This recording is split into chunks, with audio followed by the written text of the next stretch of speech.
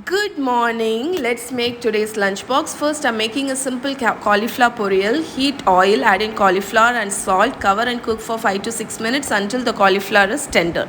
Once the cauliflower is cooked, remove the lid and let it get a little bit color on high heat.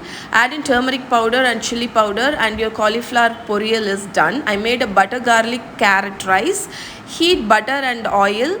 Add in seasoning ingredients, add in chopped garlic, mix well, add in grated carrot, season with salt and turmeric powder, mix for 1 minute, add in the cooked rice and toss well, and that's it, your carrot rice is done. Instead of grated carrot, you could add grated beetroot or cabbage. Now let's pack the lunchbox. It's carrot rice, cauliflower poriyal and cucumber in her lunchbox and M&M cookies in her snacks box. I already shared the recipe in the reel yesterday. Make sure you to check the cookie recipe. So this is what I packed in my kids lunchbox today. Hope you like this video. See you tomorrow. Bye.